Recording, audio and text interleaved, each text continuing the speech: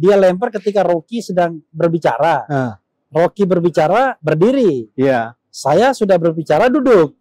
Nah, dia lempar itu. Saya yakin, seyakin-yakinnya pemilu ke depan pemilu comberan. DPR dalam melaksanakan fungsi, tanggung jawab, dan perannya, Anda kasih nilai berapa? Wah, berat. Kehidupan hari ini belum menggambarkan pasal 33.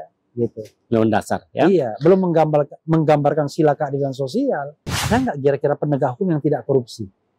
Ketika dia memegang jabatan-jabatan hukum, jangan bilang penegak hukum yang nggak memegang jabatan. Iya. Sebetulnya saya ingin mencari nih tokoh ini. Udah lama saya melihat dia ini sangat populer sekali, sangat kritis sekali.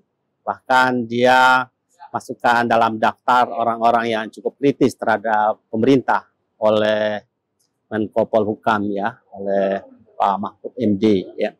Dan sore hari ini benar-benar saya tangkap dia sore ini, saya bawa ke sini. Bung Refli Harun. Assalamualaikum. Waalaikumsalam warahmatullahi wabarakatuh. Gimana kabar? Baik. Ya. Saya mau tanya dulu. Kemarin Anda dilemparin di Jogja itu kenapa? Yang dilempar tuh Rocky Gerung. Jadi dia punya intensi untuk melempar Rocky Gerung. Kenanya saya. Karena kalau lihat kejadiannya kan dia lempar ketika Rocky sedang berbicara. Rocky berbicara berdiri. Iya. Saya sudah berbicara duduk. Nah, dia lempar itu botol aqua. Ya. Tidak hanya botolnya, dengan ada isinya juga masih. Saya bawa pulang itu botol itu untuk bukti. Para bukti. Kan? Ya. Jadi ya kena leher saya. Untung cuma leher, ya kan. Kalau mata ya lumayan juga. Mata pecah kacamata. Anda di Jogja memang satu panggung sama Bu Rocky? Sama. Undangan yang sama. Undangan yang sama. Saya, Rocky, dan Saud Situmorang, mantan KPK. Ya, Bu Refli Harun ini adalah ahli hukum tata negara, ya, yang memberikan pencerahan hukum ke kita, dan saya juga, ya, saya menganggap guru juga karena saya juga mengikuti banyak sekali tentang tata negara ini dari Bu Refli Harun. Bu Refli, Anda melihat dulu ya, sekarang ini situasi Bung Rocky di persekusi, Anda di seperti itu, ini ada apa kira-kira? Ya, ketika saya di Jogja, saya mengatakan kok saya seperti deja vu. Kok seperti kembali kepada masa lalu. Saya alumnus sebuah universitas di Jogja, sama dengan presiden. Sama dengan calon presiden. UGM, kan? Ya. Dan kita tahu itu kampus rakyat, kampus perjuangan. UGM, ya. Tapi kok tiba-tiba saya merasa deja vu. Untuk diskusi saja dilarang. Iya. Saya kira setelah 25 tahun reformasi kita makin bebas, ternyata makin tidak bebas. Nah, ini memprihatinkan. Dan kalau kita mau objektif, ya ada indikatornya memang. Indikatornya misalnya kita menurut Freedom House itu indeks kita menjadi partly free, negara separuh bebas. Itu sejak 2016, sejak pemerintahan Presiden Jokowi. Kalau kita lihat indeks demokrasi, kita tidak lagi disebut demokrasi yang benar, tapi full demokrasi yang cacat. Apalagi kalau kita bicara pemberantasan korupsi, ternyata warisan SBY yang 34 itu berhasil dinaikkan Jokowi 2019, sekarang balik lagi 34 tahun 2022. Jadi saya merasa bahwa confirm antara angka dan fakta di lapangan. Kok bisa ya, walaupun tetap kita hargai bahwa ada juga yang begini, yang tidak dipersekusi. Tetapi kok justru yang harus kita garis bawahi kan harusnya adalah semua ruangan itu bebas bagi saya dan Rocky Gerung untuk berbicara. Kan yang tidak boleh itu adalah Anda melakukan kekerasan fisik. Kalau Anda cuma berbeda pendapat, kalau misalnya dalam hal perbedaan pendapat tersebut ada kata-kata yang menyinggung, ya maka yang tersinggung tinggal mengadu saja. Ini kan enggak. Kita bilang bahwa ini adalah penghinaan, tiba-tiba yang melaporkan orang lain. Lalu oleh penegak hukum di-entertain dengan menggunakan pasal-pasal yang bukan penghinaan, tapi menyebarkan kebencian, menyebarkan berita bohong, dan lain sebagainya, yang akhirnya semuanya itu ngaret. Tidak ada ukuran yang tegas dan jelas, sehingga siapapun bisa diperkarakan dan bisa dipenjarakan. Berarti sebagai ahli hukum tata negara, bagaimana pandangan Anda, persepsi Anda terhadap pilar-pilar hukum kita di Indonesia saat ini? Ada MK, ada Mahkamah Agung, ada Kejaksaan Agung, ada kepolisian. Bagaimana pandangan Anda terhadap? Ya, sebenarnya kita tidak bisa mengeksklud hukum ya. Jadi instrumen-instrumen ketatanegaraan itu interrelated. Check and balances. Tidak bisa kemudian kita hanya menunjuk MK dan MA saja. Tapi semua lembaga di tingkat pusat yang kita sebut the state main organ. Jadi organ negara yang utama. Ya, kita harus lihat misalnya bagaimana presiden, bagaimana DPR, bagaimana MA, MK, lembaga-lembaga yang paling tidak dalam aras trias politika. Jadi state auxiliary agency, ya, Komnas HAM, KPU dan lain sebagainya. Nah, soal yang utama adalah check and balances itu nggak jalan. Lembaga eksekutif di dunia, dimanapun di dunia, cenderung terlalu dan selalu mau excessive power. Dan itu hanya bisa dicegah dengan membuat sebuah mekanisme check and balances dan dijalankan secara konsisten. Legislatif? Tidak hanya legislatif. Kan check and balances itu antara eksekutif dan legislatif, ya. Eksekutif legislatif bikin undang-undang dicek oleh MK, ya. Ya kan? Lalu MK dan kemudian MA juga to some extent bisa juga melakukan review terhadap peraturan di bawah undang-undang, iya juga. BPK juga melakukan check and balances dengan memeriksa laporan keuangan dan lain sebagainya. KPU juga, dia lembaga independen di pemilu yang tidak bisa diintervensi. Komnas HAM juga dalam hal misalnya melihat bagaimana pelanggaran HAM berat dan lain sebagainya. Jadi, nah cuma itu nggak jalan. Ya, tidak jalan karena kekuasaan eksekutif eksesif dan tanpa bisa dikontrol. Apakah Anda mau mengatakan bahwa kekuasaan eksekutif terlalu dominan dalam hal ini? Bukan terlalu dominan. Dia ingin membangun kekuasaan yang tidak demokratis, yang different direction dengan kedaulatan rakyat yang diatur oleh konstitusi. Negara kita ini adalah negara namanya konstitusional demokrasi, demokrasi konstitusional. Jadi bukan negara hukum saja. Karena kalau kita bicara negara hukum, nanti tiba-tiba orang membuat hukum yang tidak demokratis, bisa menghukum orang yang lagi ngobrol-ngobrol begini, dengan alasan hukumnya ada, kita tegakkan. Nggak begitu perspektifnya. Kita harus lihat, apakah hukum itu masih kompatibel atau tidak dengan prinsip rule of law, demokrasi, penghargaan hak asasi manusia, dan lain sebagainya. Kalau misalnya hukum itu masih ada, on the paper, di atas kertas, tetapi sebenarnya hukum itu sudah tidak kompatibel lagi dengan situasi hari ini, jangan diterapkan. Misalnya hukum tentang menyebarkan berita bohong itu. Bagaimana mungkin hukum yang dibuat pada zaman kemerdekaan ketika kita baru saja menata negara dan itu konon diambil juga dari masa pemerintahan Belanda untuk melindungi agar jangan sampai berita-berita hoax itu bertebaran dan itu untuk menyasar orang-orang yang punya opini yang berbeda terhadap pemerintah, tiba-tiba dipakai lagi hari ini. Bisakah kita mengatakan bahwa hukum itu sejatinya berpihak kepada kepentingan rakyat, bukan kepada kepentingan hukum itu sendiri? Nah, kira-kira begitu. Jadi, kita harus paham bahwa negara kita ini adalah negara yang melindungi segenap bangsa. Kemudian negara yang mencerdaskan, negara yang mensejahterakan. Saya ambil 3 kata itu. Melindungi, mencerdaskan, mensejahterakan. Maka ke dalam 3 hal itulah hukum harus diabdikan. Jadi kalau hukum yang tidak melindungi rakyat, ya jangan dipakai. Hukum yang tidak mencerdaskan rakyat, bahkan membodohi, jangan dipakai.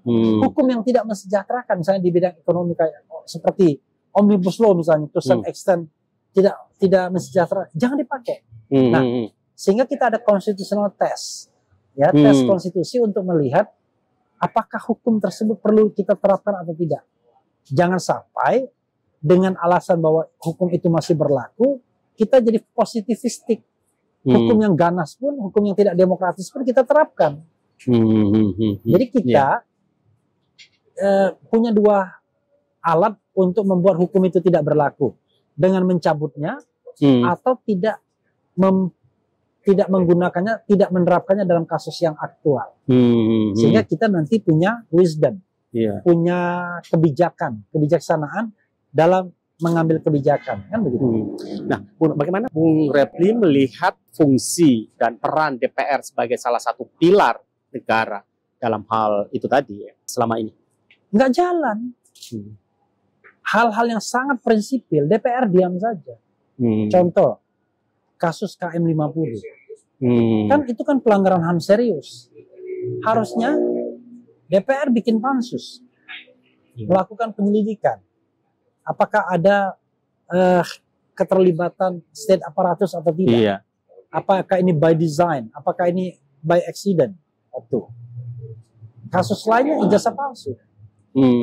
Harusnya DPR melakukan angket. Benar nggak penggunaan ijazah palsu ini? Kalau tidak benar, case close. Iya. Pulihkan nama baik presiden. Jadi itu bukan berarti kemudian pasti menjatuhkan presiden, enggak. Dan ini mekanisme konstitusional. Lalu kalau seandainya terbukti, berarti bisa di-impeach presiden karena sudah tidak lagi memenuhi syarat. Gitu. Nah, mekanisme yang disediakan konstitusi itu tidak dijalankan oleh DPR yang dibayar mahal oleh rakyat. Jangan lupa, harga DPR itu bukan hanya gaji dan fasilitasnya, tapi harga untuk menyelenggarakan pemilu, untuk memilih mereka. Itu triliunan, puluhan triliun. Kalau disertai gaji dan fasilitas yang mereka dapatkan, ratusan triliun mereka habiskan. Jadi terlalu mahal harga seorang anggota legislatif itu? Iya, terlalu mahal untuk fungsi yang tidak jelas. Fungsi yang tidak sesungguhnya, untuk fungsi yang mati. Gitu. Fungsi yang tidak jelas, fungsi yang mati itu kira-kira yang menyebabkan apa sampai DPR itu bisa seperti itu? Kalau itu tentu penyebabnya bukan satu ya. Salah satu yang menyebabkan itu adalah kultur feodal dalam politik kita. Sebagai contoh misalnya, ingredient dari anggota-anggota DPR itu adalah partai politik. Nah, pertanyaannya adalah, ada nggak partai politik yang mempraktikkan demokrasi internal? Saya kira hampir semua partai politik itu feodal.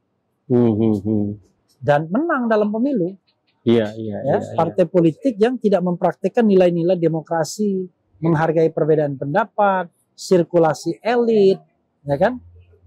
Kemudian partai belongs to the member of the party. Yang terjadi kan tidak begitu. Partai bisa tergantung satu orang. Pergantian kepemimpinan tidak pernah ada. Tidak ada yang namanya debat untuk mencari pemimpin misalnya. Tidak ada konvensi.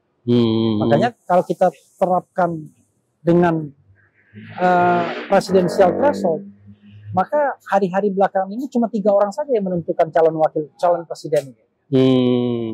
Satu Megawati, 2 Prabowo Subianto, 3 Surya Paloh, plus cawe-cawe Presiden Jokowi. Selesai. Apakah ini faktornya yang menyebabkan Anda, Bung Rocky, dan beberapa yang lain itu berteriak-teriak ribut? Ya. Jadi orang akan tanya, apa sih yang kita perjuangkan ini? Ya.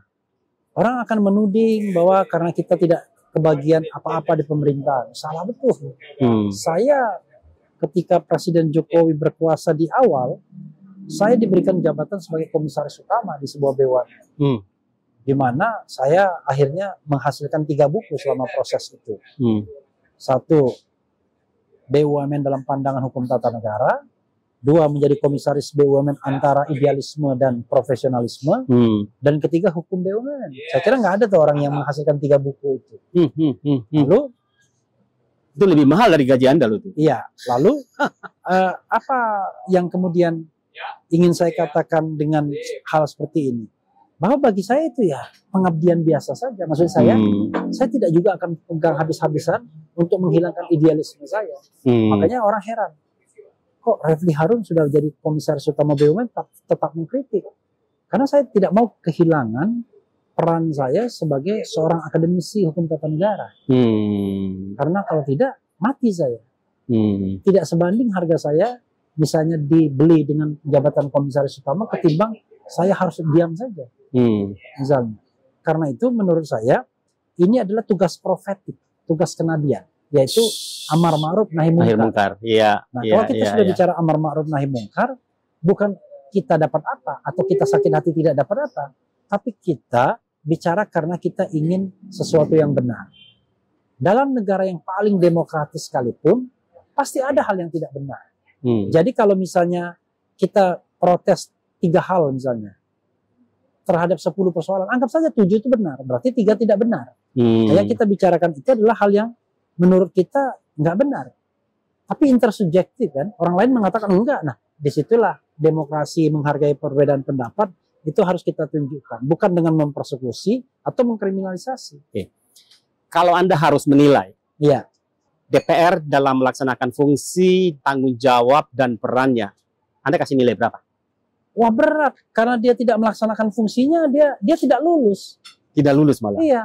Kalau tidak lulus itu berarti nilainya di bawah 5. Ya tergantung nilai kelulusannya berapa. Tapi yang jelas dia nggak lulus. Iya. Karena hal-hal yang mendasar pun dia tidak kerjakan. Jadi fungsi pengawasan itu kan mendasar tuh. Fungsi pembentukan undang-undang. Kalau kita lihat produktivitas dengan kualitas undang-undang yang dihasilkan, ada undang-undang minerba yang tiba-tiba disahkan hanya untuk memperpanjang konsesi para taipan, konglomerat tambang.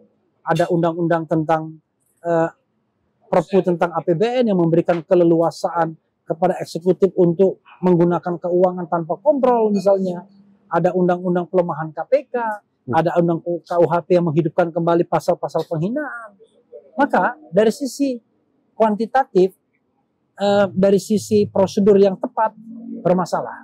Dan bisa dihitung kan berapa target, berapa yang dihasilkan. Dari sisi kualitas, kok masih ada undang-undang seperti itu? Nanti orang akan bilang, loh, berapa adanya? Kan kita menghasilkan 20 undang-undang yang bermasalah cuma 3.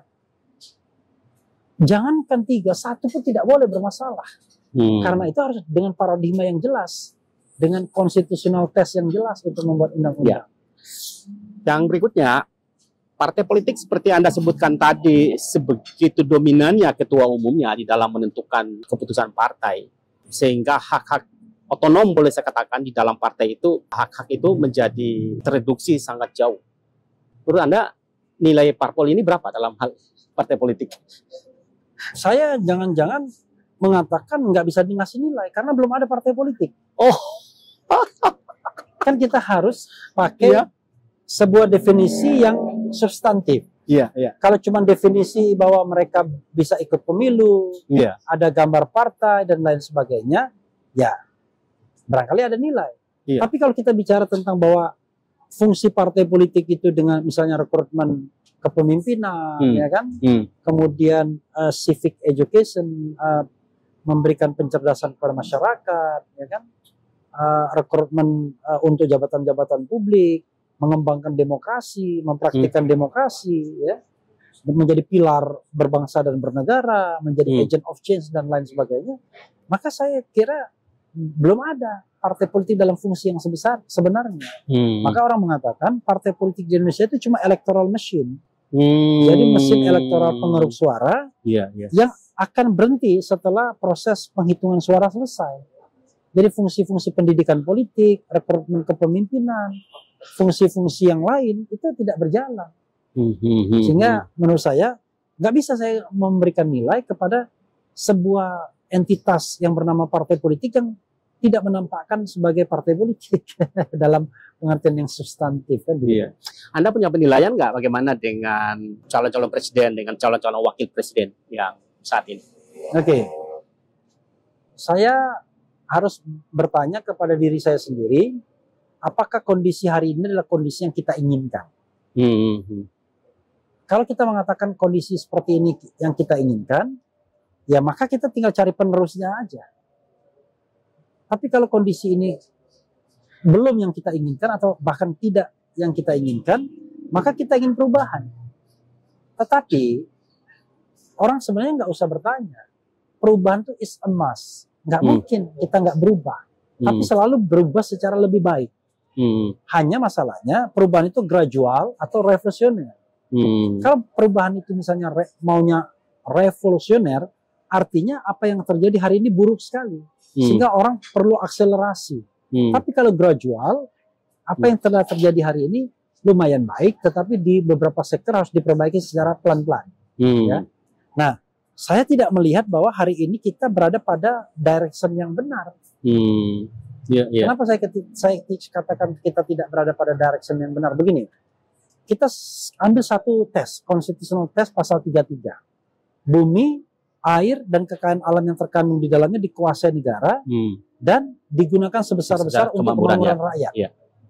Pertanyaan saya, kalau kita tes dengan pertambangan misalnya, tambang batu bara, ya, gas and oil misalnya, apakah sudah mencerminkan pasal 33? Termasuk juga misalnya tanah, pemberian HGU dan lain sebagainya.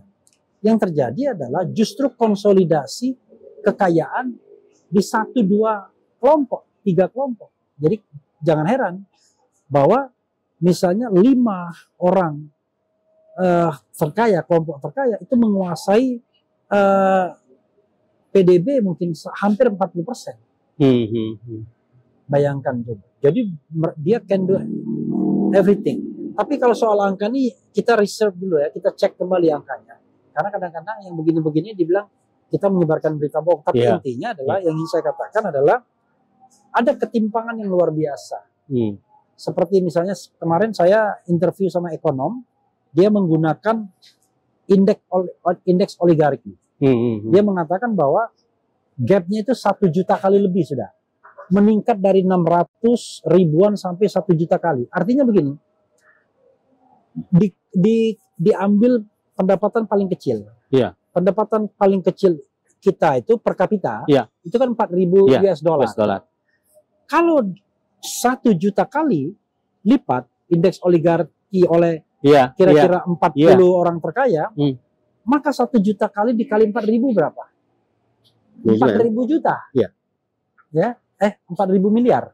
4.000 miliar kan? 1 juta, 4.000 miliar. 4.000 miliar US dollar. Jadi gap penghasilan itu gila. Itu 4.000 miliar dolar per tahun antara orang yang bukan paling miskin, yang rata-rata, kan? Ini saya bilang rata-rata ya. Rata-rata yang 4.000 itu dengan orang yang 40 terkaya kira-kira di situ yang dibilang 1 juta kali oleh Profesor Didin Damanhuri. Bisa dibayangkan betapa gapnya tuh lebarnya minta ampun. Ya kan? Karena itu menurut saya ya kita kehidupan hari ini belum menggambarkan pasal 33 gitu. Belum dasar ya. Iya, belum menggambarkan sila keadilan sosial. Bagaimana penilaian Anda atau pandangan Anda terhadap penegakan hukum di Indonesia semasa pemerintahan Jokowi? Penegakan hukum itu harus kita kaitkan dengan substansi hukum dan kultur hukum serta institusi hukum. Nah, saya menganggap bermasalah semua tuh di 3 lini itu. Jadi institusi dan penegak hukum, kemudian substansi hukum dan kultur hukum, ya kan? Terutama kultur hukum dari para penegak hukum, ya kan? Justru kan paradoks kita lihat, pelanggaran-pelanggaran itu justru lebih banyak dilakukan oleh penegak hukum. Kan lucu, dia menegakkan hukum tapi dia pula yang banyak melanggar. Substansi hukum, produk peraturan yang kemudian justru tidak menggambarkan penghormatan terhadap hukum. Ya. Nah, penegak hukum akhirnya menjadi produk dari hal yang buruk tersebut, baik yang berasal dari luar dirinya maupun dari dalam dirinya. Jadi kalau seandainya saya bicara tentang penegak hukum hari ini, pertanyaan paling miris sebagai rakyat ya, ada nggak kira-kira penegak hukum yang tidak korupsi? Ketika dia memegang jabatan-jabatan hukum, jangan bilang penegak hukum yang nggak memegang jabatan. Karena kalau tidak memegang jabatan, dia nggak punya kesempatan. Tapi maksudnya, mereka yang memiliki kesempatan untuk korupsi, tapi tidak melakukan korupsi. Coba berapa banyak? Lakukan survei, lakukan tes, lakukan sigi, polling, dan lain sebagainya. Nah, itu persoalannya. Nah, kita akhirnya miris kan, permisif.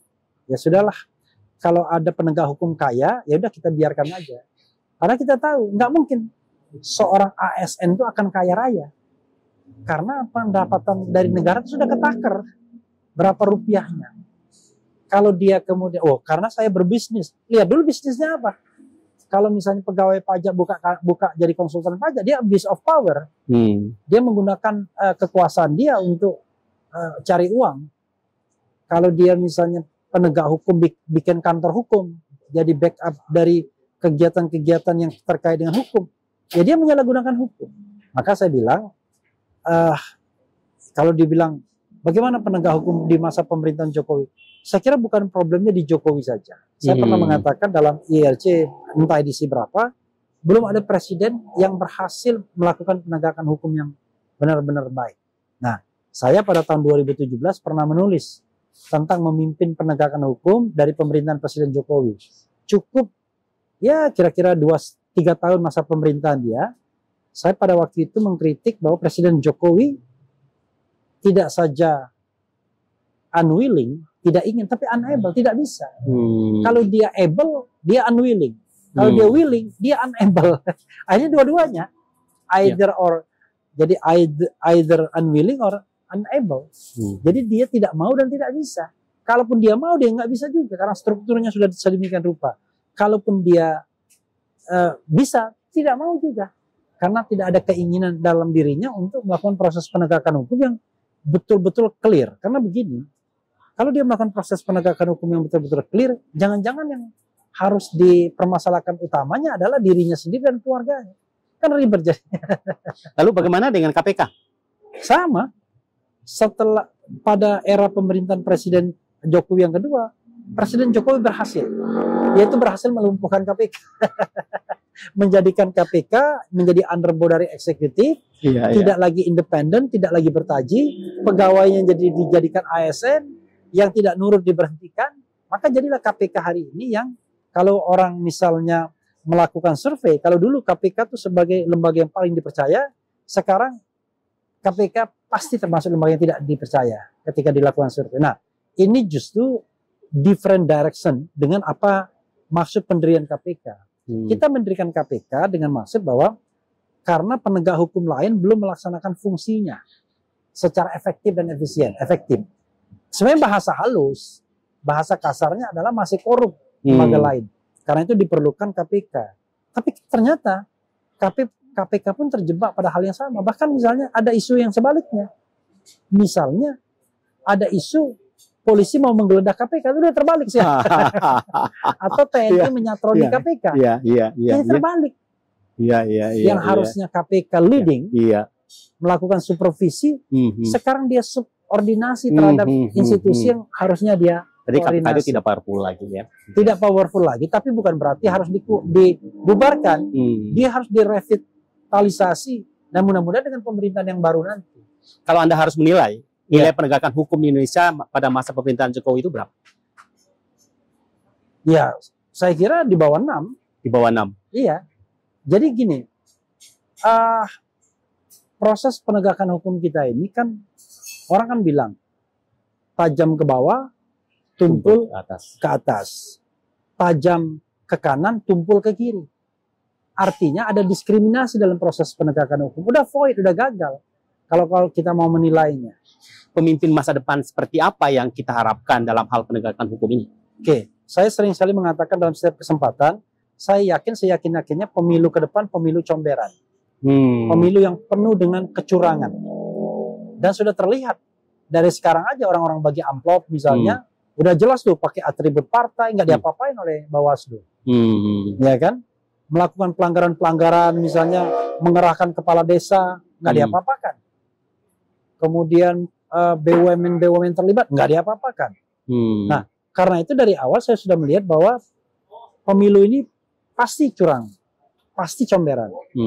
Tapi saya masih berharap siapapun yang terpilih menjadi unenlightened leader. Menjadi pemimpin yang tercerahkan. Karena disitulah harapan kita. Oke, dia dari comberan, tapi begitu dia menjabat, dia punya komitmen yang kuat untuk menegakkan hukum dan demokrasi. Untuk menegakkan keadilan dan kesejahteraan. Sehingga negara kita menuju direction yang benar. Oke, sekarang dia berkompromi karena situasi tidak memungkinkan. Contoh, nggak mungkin calon tidak melakukan money politics. Tetapi setelah itu, kita harus membuat sebuah sistem yang kuat, sistem yang solid untuk bisa mencegah money politics.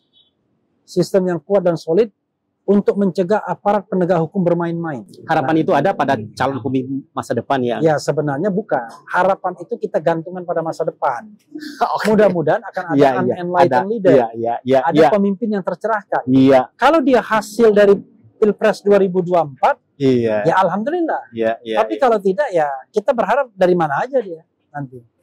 Gitu. Profesor Refli Harun,